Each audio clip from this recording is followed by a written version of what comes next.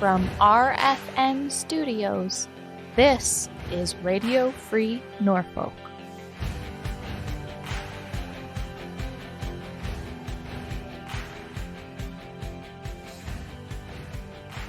"2020 has been a rough year for all of us, and COVID-19 has brought a lot of extra work, tough choices, and uncertainty for Norfolk County." I don't know if it matters for Jason or Bill, whoever wants to comment on this, but one of the recurring themes in some of the emails that have come forward is, well, how come Tillsonburg could open their pool right away? Why do they not have staff? I mean, they have long-term care facilities and so on as well, but I think that was a new piece of information to learn. Is they're not a tier one municipality, so they don't have a long-term care facility that they needed to look after during the pandemic. So they didn't have to redeploy staff in the same way that we did. So I don't know, Jason, did you want to make some comments on that? Yeah, through the chair, a lot of our aquatic staff was reallocated to higher priorities. The biggest one was Norview Lodge, where they're taking on the additional cleaning. And we've had to go through a hiring process because those additional cleaning requirements aren't going away. So when we replace an aquatic staff, we have to hire somebody else for Norview because that is a higher priority. So there is this bit of it wasn't just like we just recalled them from layoff. We have to actually replace them from work that they were doing. The other thing I want to stress to council, though, is I want to be very transparent with council. The opening of an indoor pool does provide some angst for senior staff, because we are asking our staff to go into a pool where there'll be upwards of 40 people going through there every hour who can't wear masks while they're exercising. We're in a facility that has any indoor pool facility, and especially an older one, has issues, frankly, with air quality and ventilation, and even our water circulation is a grandfathered in water circulation because we haven't replaced up to new standards. So we want to make sure we get this thing right, to be quite frank, for staff safety. One of the user groups anxious to access facilities in Norfolk is the Norfolk Hammerheads. I met with President Heather Anderson and former President Mike Godelli to talk about their story. So the Norfolk Hammerheads Aquatic Club, Norfolk Hammerheads Aquatic Club, started formally as a not-profit swim team about 25 years ago now. And we grew out of the former Simcoe Hammerheads Aquatic Club, which was a county-run program. So we've taken over having a board of directors, and we've taken over management of that team. So we're now separate from that group. The actual swim team has been around, from what I understand, for like close to 90 years, because we used to swim in the former YMCA Region 7 division. And so this team has been in Norfolk for quite a long time. We've been trying to grow this program for the better part of a decade, and we've going from a more recreational type swim team that went occasionally. We swam in the Aqua 7 League, which has been around for a very long time. Which has been around. It's the old YMCA. Region 17. And then we started to send a few kids to regionals as we got a bit more competitive. And then when we formally hired a more competitive coach and made that decision to go from recreational league to a competitive swim team, that's when we started to really see some changes in the number of kids. We started to send more kids to regionals. Results. We had swim results. We results. Now have elite swimmers, right? Kids who are making national times and Olympic trial times in a span of 10 years. Swimming is a great sport for kids. It teaches them how to be reliable. They have to plan because they're usually up in the morning and they have to get up and go to swim practice. So they have to have their homework done well in advance. Some of them have to figure out how to get to the pool, right? They often go to Holy Trinity. They have to walk to the pool. So they're very organized kids. If you go to any of the honors ceremonies at any of the high schools, almost all of the Hammerheads walk across that stage and collect a certificate in honors. So these kids are smart.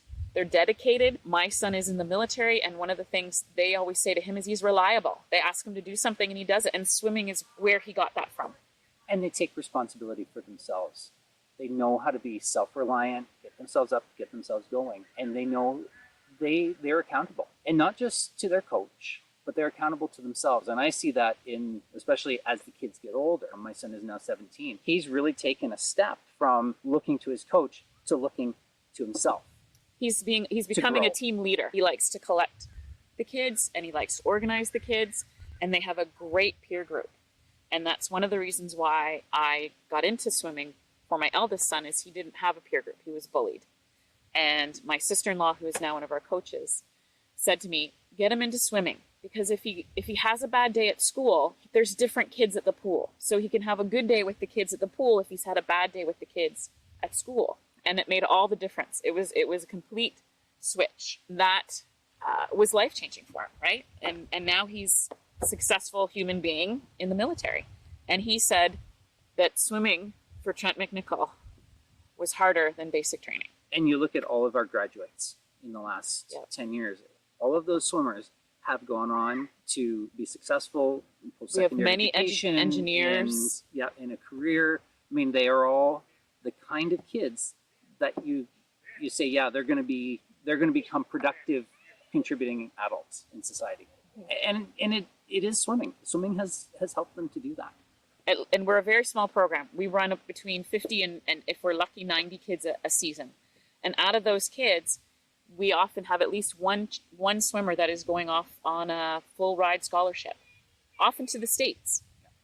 So they're getting their university paid for through swimming. One of our swimmers who's gone on to university in Canada, he had almost perfect attendance. And the coach had to send him home one day because he was sick. And he said, you're too sick to practice.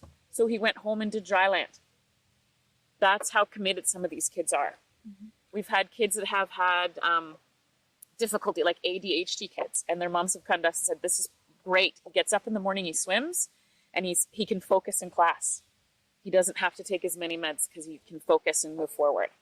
So there's lots of advantages to the program. We've started doing a food drive at Christmas with the county staff. County staff started it, and he went in and looked at their bins that were empty, and he said, we can do better. How about I make the kids buy themselves out of a swim? I'll make a swim really, really hard, and they have to buy themselves out of the swim with food. And we filled 2 bins overflowing with food donations. These kids are learning to give back to the community. And we got locked out of the pool one day because of fouling, and he had to do a dry land outside. He made them pick up trash at the fairgrounds. Picked up a whole pickup truck full of trash. I'd pay $1 million for those kind of values to be instilled in my child. And to have those kids stay in Norfolk County. And have those kind of kids stay in, exactly. Here. We have a swimmer who's a para-swimmer, and he swam with all of our kids. He was in the team.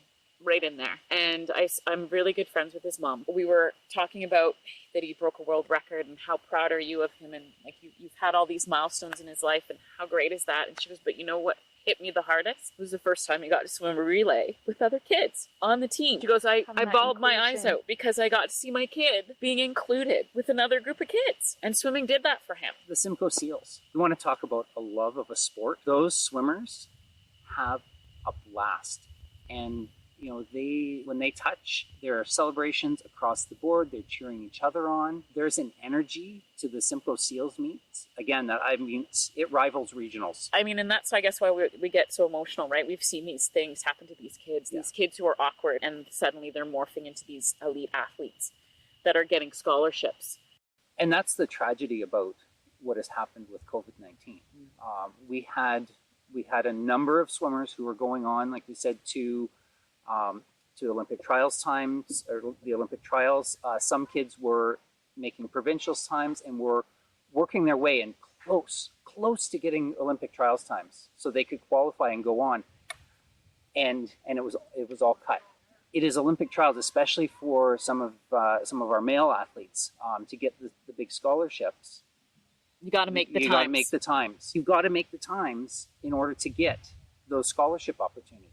And in order to get the times, you need time to train. Exactly. And that's where we've always seemed to be struggling with the county, getting swimmable hours from them, hours that we can get. Like little kids can't get up at 5:30 in the morning. We're constantly struggling to get what we refer to as swimmable hours. Hours where people will go, yeah, I'm willing to put my kid through that, to get them involved in swimming.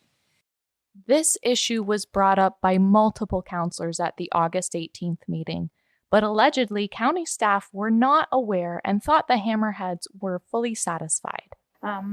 Obviously, I want to get the books cleaned up and I don't want to have outstanding payments due to the county, but also my understanding is that they were told to pay $15,000 by August 4th, and I believe that was not paid out of the Hammerheads bank account because unfortunately they refunded membership fees because of COVID, and then additionally haven't been able to get out and fundraise. So now we have decreased time available in the pool, increased rates for the pool, and parents who have single-handedly come together and paid $15,000 to Norfolk County, which was their outstanding bill. Granted, it is their bill. However, I don't think that, from my understanding, they were offered a whole bunch of flexibility.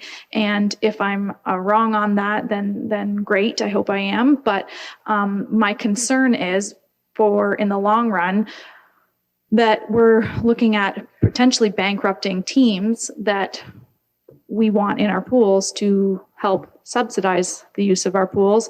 And then these teams are in a real predicament where they don't have enough time to get into the pool, to grow their teams, to fundraise more, and so on and so forth. So I'm glad to hear that they've paid up, but to be frank, I feel like that was a bit of a steep bill to put on them and give them a deadline of August 4th to pay.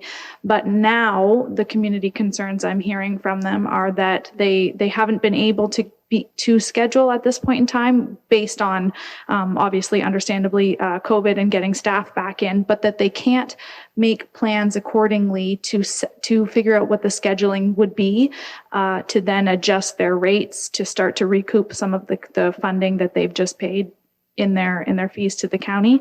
And additionally, I'm wondering, the next concern is this came actually from both Hammerheads and the Seals concerns over the price. But additionally, I think the next hurdle is going to be, they have made scheduling plans for 8 hours a day or 1 or 2 hours of those 8 hours a day. And then as the county increases that, they're going to have to be scheduling on the fly. And that's problematic for our user groups because, as you well know, they set the rate for the year and collect from their parents. So is there any, way you're able to smooth out that process so that they're able to book and see what will be available for them for the season, so they can therefore set the rates and get in the pool? Through the mayor to the councillor. Yeah, I don't think staff are aware of them not being able to get their time. I think that's been taken care of. That we've heard nothing on the rate. So what I think Nikki and I can do is, after today, we can definitely set a meeting up with the Seals and the Hammerheads. And I mean, this is a public meeting, what's been discussed.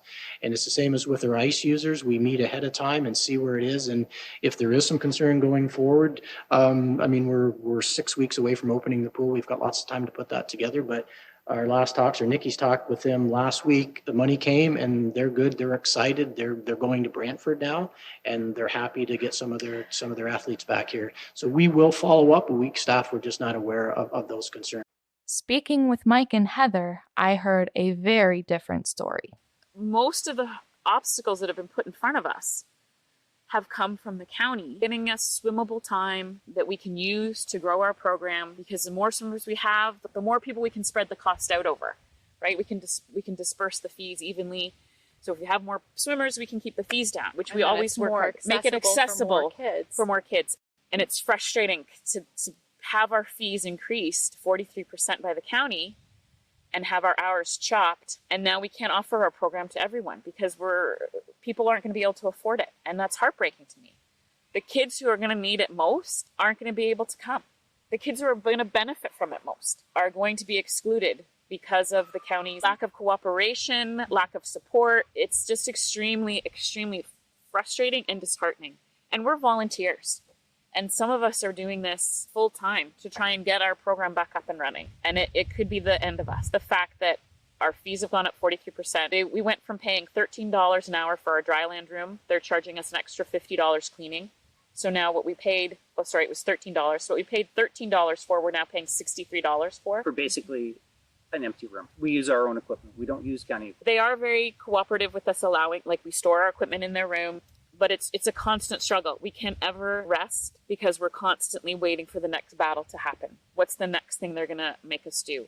What are they going to take away from us? It seems like every time you develop a stable program, a stable schedule, you recruit kids, you get them into the program, you get to that next season and there's a change. You don't get as many hours. You're fighting with the county to get more pool time. The rug gets pulled out from under you constantly. So we've never wanted any handouts from the county. But what we do need is the support of Norfolk County to help us keep this team. That they started. The Right. county started the program. It was a county-started program. We've taken over the helm, and we're trying to steer the ship the best we can. And again, it comes down to those swimmable hours, times that parents can use. What's frustrating is you ask for time and you say, okay, well, what about, these afternoon times? Oh, no, there are programs in the pool.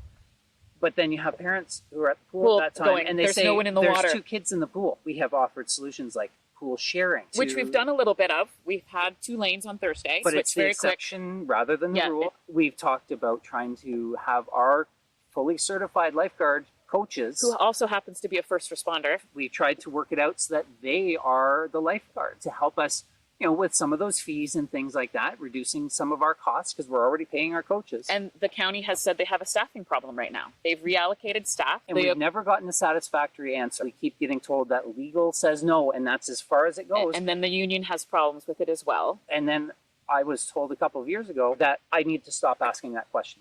We've addressed that too many times already. And it's a compromise, right? If you don't have staff, here we go. We're allowed to do it in Brantford. Currently, right now, we are swimming. We've just been able to increase our numbers to 24 kids in an 8-lane, 50-meter part of their pool. And we have 2 coaches, both of them are NLS certified, and they are the guards. They don't have any guards. The guard comes and does a head count, makes sure we're following the orders. Even they just acknowledge our presence and go. They had reduced their rate at the beginning when we first went back into the water. They hadn't increased their fee. Councillor Ian Rabbits brought up this issue in council. I've heard that we do not allow user groups to provide their own lifeguards, regardless if they're Red Cross certified or not, that either due to a liability, union concerns, or the use of our own staff, that we've prevented those that have lifeguard certification from sort of self-policing or providing that level of emergency response, on their own behalf. Possibly, if we were to allow this, it could save us some staffing. When we're redeploying staff, I imagine there's going to be additional cleaning measures. There's going to be more to it, swimming during COVID than prior years. And I'm just thinking maybe this is an opportunity to review that policy or to see what liabilities do exist. If we could get some information back to council, understand that other municipalities do in fact allow user groups to supply their own lifeguards, provided they've either gone through an education and training course with the county or that they have a level of certification that is recognized either across a province. I'm not sure if I've heard of anything outside that's Canada-wide. But I think Swim Ontario has at least some guidelines surrounding the use of lifeguards. And this is a question that was posed to me, but I wanted then, or re-articulated back to Bill and your team to respond to. Is this in fact true? Is there any opportunities there for us to leverage the use of volunteers that would be providing this service at no cost to the county? Through the mayor to Councillor Rabbits. The only time I've heard of this was a few years ago. It was a request from the Hammerheads, and it is in numbers in the pool. If you're above a certain number, there's a secondary guard needed.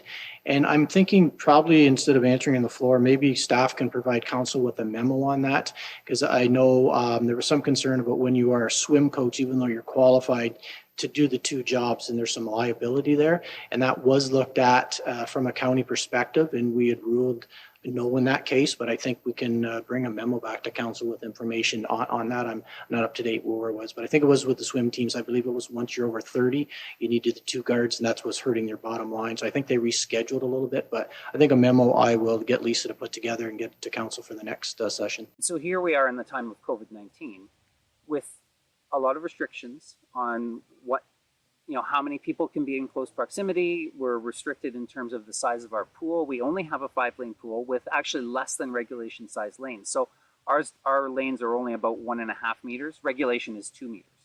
So we're only allowed at this point, 2 people per lane? It's complicated. We can swim 4 in the outside 2 lanes if they take the lane row out and make a double lane. So they swim in a circle and then 1 person in the center lane. So our 5-lane pool becomes a 3-lane pool with 9 kids in it. And basically what that means is it greatly reduces the number of kids that we can run through a practice at any given time. It limits our ability to register swimmers. And again, limits our ability to create a viable program. And we understand there's some restrictions with COVID, right? There's some cleaning time that's being added, and there is a COVID fee they've imposed. It's not just the swim team that has to pay. Our one coach pointed out she has to be at the pool and stand around for almost an hour and a half because of the change in groups. You have to have 15 minutes between each group. Well, there's one of our groups, the county staff is demanding a half-hour turnover, and I'm not sure why. The rationale I was given is, well, because they need extra time to clean. And I understand that, but also the water that's getting splashed around is chlorinated, and it's been proven that chlorine kills COVID. So I'm not exactly sure why it takes a half hour to wipe down maybe 5 or 6 door handles and the edge of the pool. Yeah, our kids are being escorted into the pool. They do the practice, they maintain their social distance, and then they exit out a different door that doesn't even take them back into the main part of the facility. So where's the half-hour cleaning? I'm pretty sure they have more than one guard at a time, have one guard on deck and one guard wiping the door we came in, right? Then that section's done. And they've put like a half-hour cleaning on in the morning. Well, they cleaned a half hour the night before. So why are they cleaning in the morning if no one's been in the pool? But those kind of things, and they'll come up with some kind of rationale, but it still doesn't make sense. And that's the frustrating part, is it doesn't make sense. And we need some creative solutions. Compromise. And compromise, but there's none that's forthcoming. And teamwork. Let's work together. Yeah, I mean, the pool, for example, is going to apparently can be open for about 8 hours a day. Well, there's a whole block of time in the middle of the day where the majority of your people are not going to be using it. So we asked for a split. So can you do 4 hours in the morning, 4 hours in the... Nope, can't do that. So we couldn't have 4 hours in the morning to get our senior swimmers in, and we couldn't have after school hours. We have to have one or the other. So they're opening late some days, but then we don't get to swim in the morning. Nobody's actually explained to us why we have the 8-hour rule. I've never heard why. If it's a staffing issue, I mean, we could supply our own lifeguards. See, so it's a that circle. gives another couple of hours in the day where county staff don't have to be staffing the pool to the full extent. They can have somebody there to supervise and assist. And the county potentially could make some more money to keep this facility alive and afloat. I would like to point out that the flow of information has been very restricted, because I was told when they canceled all our contracts that the pool would be opening up in September. And I was happy about that, but I could work with that. That's a date we could work with. That school is open September. That's usually when we start swimming. I can work with that. The day before council was going towards to having a council meeting and discussing when the pool would open, I get an email from county staff saying, hey, by the way, they're not going to open the pool in September. They're talking about keeping it closed till October. No one had talked to me. I had been told it was September, and now all of a sudden it's October. I'm not the only user group. We have found out that we are the largest user group. Even our customer services may be poor. If we had to give them a 5-star rating, we maybe wouldn't. And so I called Shirley Shaw. She's the coach of the Special Olympics team. Simcoe Seals. And she has 40 swimmers. And I said, hey, Shirley, here's this email I just got. Have you heard about this? She goes, no one's talked to me at all. No one's told me anything. This is the first I've heard of anything. I only got an email saying my contracts were canceled. And then later on she says, you know what? No one even contacted me to tell me my contracts were canceled. The woman's won a Governor General Award for volunteerism. 40 plus years of volunteering as a swim coach for the Simcoe Seals. Yep. And that's how she's treated. We have complaints, but that's embarrassing. What was even more frustrating, apparently council was told that user groups had been contacted and had been informed. We didn't hear until the day of. I heard from Heather, and we organized this campaign to try to save some pool time and try to get our pool open at the last minute, because nobody told us that this conversation was going to happen. Why is it happening behind closed doors? And the comment that the mayor made and I believe, I'm not directly quoting her, was, oh, I guess they're not interested in getting back into the pool. We are very much interested in getting back into the pool. And I had said, this is a priority, top priority. And I was accused of not advocating at that point in time. And then so I did advocate. I had all my members email the mayor. She complained to a family member through Facebook that wasn't the way to go about advocating. Who else do I advocate to? Because I was told the pool was opening in September. It was very frustrating. I was beside myself when I was told the information I was given months ago suddenly was changed on a day's notice. And then when I advocated, I was told through back channel, that's not how you advocate. Who do you advocate to? And I was told there was when they did the meeting on the Tuesday, I believe it's August 18th, that they had all about recreation. I was never told there were deputations allowed. Now, it's my own fault. I maybe should have done some research. But again, I'm a parent volunteer. I was just told there was a meeting, not that it was a council chamber meeting with procedures, that they were just getting together for a meeting. When I got the agenda, I'm like, well, all these hockey guys are doing deputations. Probably should have done a deputation. But I'm not a politician. I'm a mom who's passionate about swimming. They know who the user groups are. They Well, of can't course. pretend they don't. If they're demanding I pay my bill, they know I didn't pay my bill, and I wasn't paying my bill because I wanted to make sure the pool got open. Because that was the only leverage I had, because I don't trust them. We have been treated so unfairly in the past. That's the extreme measure I went to. And when we find out that, oh no, you have to pay your bill, we found out with how many days notice? Oh, it was 24 hours. 24 hours notice? You can't book any pool time unless you pay this bill off in full immediately.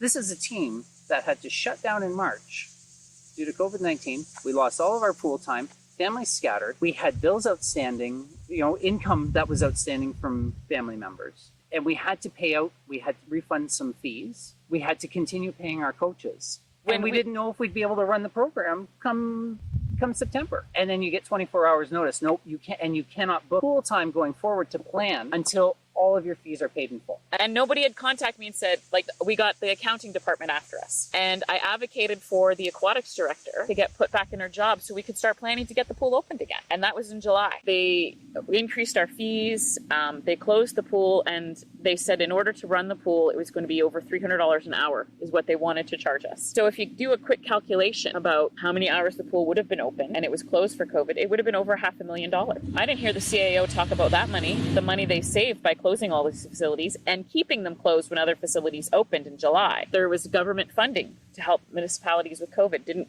Norfolk get $3.7 million? And not to mention the provincial government, Doug Ford's government, announced $8 million for amateur sports. Where's that money going? I have no idea. Who's getting that $8 million? Where is it going? And is it going to help at the grassroots level? By keeping all these facilities closed, they haven't had to pay for the ice surfaces. They laid off most of their part-time aquatic staff. So where did all those savings go? Where have they been allocated to? I think the county should be helping each group get what they need to be there after this COVID thing leaves us. Because, at the end of the day, life hopefully will go on and go back to what we had before. We do not want to decimate the programs that we had. But I think it would be beneficial if all user groups got together and had a council or an association so that we can approach the county together. There's strength in numbers. Perhaps we need to band together, work together, and I hate to say against council or against the mayor, but we're all pushing against a wall that they've put up against us to move forward. There is a committee for this, the Recreational Facilities Advisory Board. Unfortunately, their mandate restricts them from making plans not directly tied to the hub. They haven't met publicly since March, and in June 2020, Council decided to defer the decision to expand their mandate to come up with a well-consulted Plan B until we heard a decision regarding the hub funding. When I read the terms of reference for RFAB, it is specific to the hub development in Simcoe. If the funding comes through, they have duties outlined in fundraising and help with design, all those kind of things. If the funding's not coming through, then the RFAD, as it is designed today, will cease to exist. But the thought of having the permanent sort of regular standing committee of council to deal with the recreation facilities, I think that's a good idea and we should follow through. But I can see no problem. We should be getting word one way or the other on the hub within the next month or two. And at that point, we will change the terms of reference and the duties and at that point. So it's probably a good recommendation just to put it on hold, not do anything with it until we find out one way or the other. So. Are you moving that? I would move the staff recommendation that we just sort of put them on hold until we find out whether they've still got the same job. And after we find out that, we'll find out whether we want to give them a different job. Option A? Yeah. Okay, seconder? Mayor Top, further discussion? Seeing none, all in favor? Option A? That's carried unanimously. This, however, may have been a mistake. So I'm to believe then that last week I sat here and heard that that the thought was that the funding for the hub was perilous at best, that there probably wouldn't be the funding coming, and if it did, we had other infrastructure issues that were at a greater need than taking those funds and using them for 2 new ice pads and an arena and a swimming pool. So am I then to believe that if we don't get the call for submissions and there's there's still the possibility of another arena up for closure and the ice surface is gone at the Simcoe Rec Center, that we're very short-changed in Norfolk County for recreational services? The RFAB committee could have been working on a Plan B over the last few months. We hope Council will continue to support their expanded mandate to repair relationships and find a path forward for recreation in Norfolk. It may not be exactly what everyone wants, but with proper consultation, we should be able to at least find a solution and make a long-term plan that the residents of Norfolk can understand and live with. I was curious to know who the Hammerheads felt they could turn to for help on council. I tend to speak with my own ward councillor, Amy Martin, and Amy has always been very open and receptive. She's very supportive of the swim team. She may not be able to always assist, and I have to say John Wells was the same. You know, they did put me in, point me in the right direction, give me some help when they could. Amy has been an advocate for us. And Kim Huffman has as well. They're the two that were voting against all the motion. After the debt of the Hammerheads was brought up in council, CAO Jason Burgess had this to say. The stuff should be paid for in advance, and we shouldn't be chasing teams, because it's not, what I always say, that's making your problem my problem, and we already have enough problems. It seems simple enough, but we wanted to hear the Hammerhead side of the story. Pre-COVID, we were paying $65 an hour for 30 or less swimmers in the pool. Once we got over 30 swimmers, we had to add an extra guard and we had to pay more. And I can't think of around $97 if I remember. That's going back a few years. So initially we were told we were going to have to do cost recovery, which is what the term they use. So they're going to charge us what it costs to run the pool. And we were told it would be, I think, over $300 and I think $365. I'm not exactly sure the number, but I know it was over $300. The CAO proposed that they would charge us $265 an hour for the pool. Right now we pay $110 in Brantford for a much better pool, more space, 8 lanes, 25 meter we're using right now. And they wanted us to pay over $200 for a 5-lane pool that we can only get 9 people in. Air quality is poor. The stress level of working out of that pool and working with county is greater. Have to have a guard. So apparently we do have some fans of ours somewhere in the county, and it was discussed that was unreasonable, and they've reduced it down to $96, which is a 43% increase. So we have to pass that on to our members. And we've had multiple treasurers throughout the year, and the contracting system that they have is extremely complicated.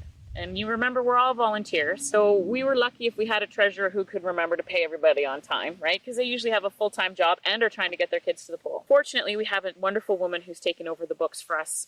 She's a background in this. And she brought it to my attention that the year that Mike was president, we had the same amount of hours as the year I was president, but somehow our pool fees were lower by $5,000. And we believe it's through the contract error that weren't getting monitored previously. So it's very likely that we were getting overcharged by the county. So we owe the county no money right now. And the plan was always, as it has always been, to pay our bill off. But we do often need that little bit of buffer to help us out. And CAO Burgess apparently commented that when groups don't pay off at the beginning of the year, it makes their money problems my money problems, and I already have enough problems. Well, fair enough, but Norfolk County is a much bigger corporation than the not-for-profit Norfolk Hammerheads. They have a lot deeper pockets and a lot more political clout than we do.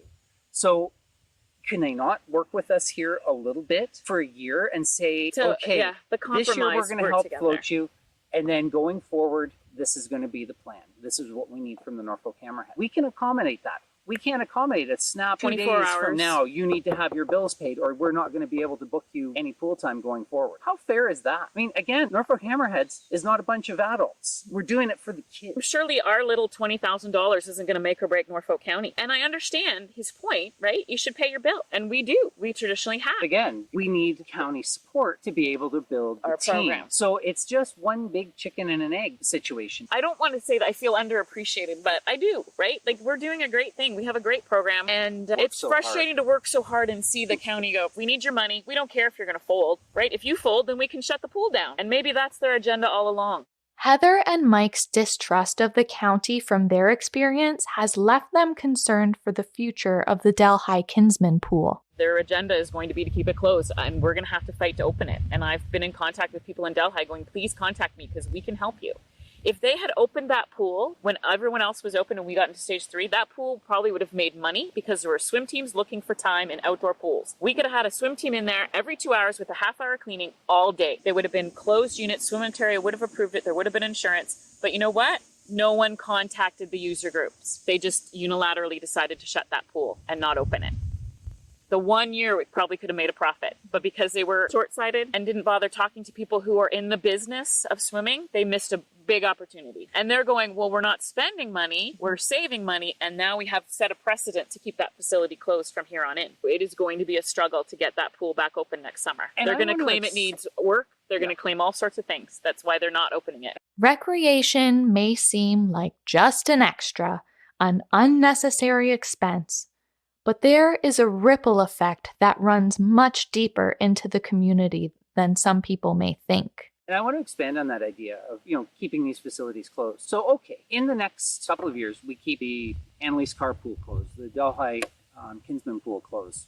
We close an arena. Short term, that's saving this county some money. What's it costing us in the long term? We have a family physician in Simcoe who's just retired, a practice of over 5,000 people. There is no way that the number of physicians we have can absorb that caseload. We need to draw new professionals to this area. Those professionals are looking for services. They're looking to raise a family.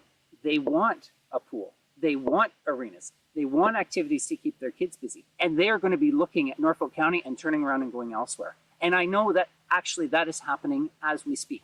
We have students who are coming here and they're actually being told that Norfolk County is a good place to work and set up your practice, but you're best to go and live somewhere else. Is that the kind of message we want? Where does that get us 25 years down the road? Is that cutting red tape? I understand that the demographic of Norfolk is a senior demographic. We have more seniors than we have youth. But who's going to take care of those seniors? What draw is there going to be for people to come here and bring their services? The massage therapists, the occupational therapists, the dentists. Businesses that want to set up in an area. And seniors want those. Seniors need those. If you suck out all the sport, it's a lost generation. Those 13 to 15-year-olds are missing hockey. There's nothing for them. Sure, they're going to save a lot of money closing the rec centers down, but they're going to need a whole bunch of treatment centers. High rate of crime, childhood obesity, drug use, vandalism, all sorts of things are the fallout from not supporting that demographic of kids. It's not just swimming. It's hockey, it's baseball, it's basketball. I understand a lot of those things can't happen because of COVID. Say, what if we keep these facilities open? Okay. And I mean, at this point, that's kind of looking like the best case scenario. But we keep the Annalise Carr Aquatic Center open. That facility needs a big, massive amount of work. $15 million? Yeah, the arenas need massive amounts of work. So, okay, we keep these facilities open. Are we going to dump money into old facilities? We need to be looking at bigger picture. Yeah, there's no plan. We have got to plan smarter in this county. We can't just keep chopping programs and then stop planning altogether. Heather provided me an update, and I was told that indeed some Hammerhead families have felt forced to look elsewhere for their kids. 3 families have already left the Hammerheads to join the Brantford team in the wake of the uncertainty of recreation in Norfolk and the uncertainty of the future of the Norfolk Hammerheads. This would take away a great opportunity for kids in Norfolk County when they need it the most. We've looked at pool time in Tillsonburg, Currently, the Brantford swim team is booked with the Brantford Aquatic Club. So we're probably going to lose members to Brantford because they have more pool time, they can get more kids in, and their fees are going to be comparable to ours because they haven't had a 43% increase. These are Norfolk County kids who are leaving the county to go swim for another swim team when we have a high quality program right here. They don't have 2 level 3 coaches. No. They don't have an Olympic trial qualifier. We will be in grave jeopardy. We will probably have to fold the team. And that I have yet to say that out loud. This is the first time I've said that out loud. That if we don't get support, we don't get pool time, after 25 years of having the Norfolk Hammerheads, the team may have to fold. And there are going to be people like myself who drive to Brantford, who take a serious, long, hard look at this community and say, can we stay? That's two healthcare professionals. We had 3 fantastic coaches.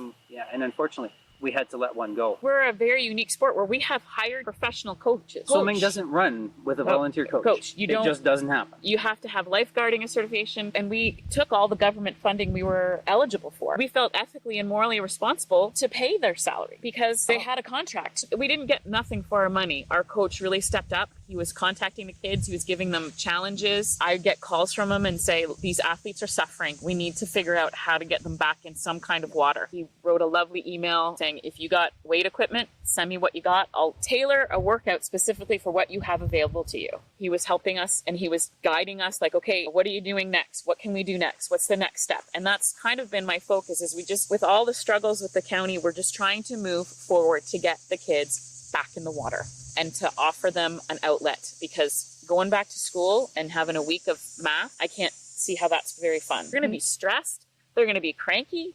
They're going to need sports, and not just swimming, right? They're going to need hockey. They're going to need any peer group outlet that they can get. Well, they need something familiar, some continuity, to help with that stress. We need a realistic long-term plan. We need to be patient and understanding.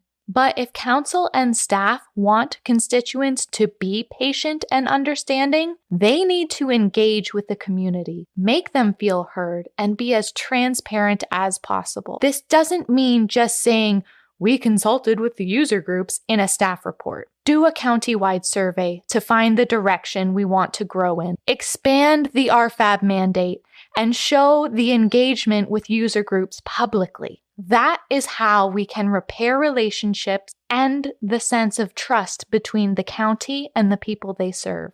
Engage the community every step of the way. It's our future and our children's futures. Perhaps then the community will better understand and accept the tough decisions that need to be made in order to overhaul recreation in Norfolk County. What can people hearing this story in the community do to help the Hammerheads? Support us. Talk to your council about. Call your counselor. Talk to them. Maybe you don't understand swimming. Maybe swimming's not your sport, but talk to them about the importance of having these programs for kids that keep kids active and healthy and busy and engaged and wanting to come back to Norfolk when they grow up. You know, those kids that are picking up trash are helping your community. If you produce good citizens, they're going to come back into the county and be the people that help you, help your community grow. If there are people who are looking to help in other ways, we have fundraisers that we do. We do bottle drives. We do bottle drives. We try to recruit sponsors for the team, donations, anything helps. And right now we need some help. We hope the Hammerheads do get that help they desperately need from Norfolk County Council, staff, and residents, and that we don't lose this asset to the community. It's Council's duty to steer the ship, but make sure you let your constituents help navigate so that we can be happy with the destination.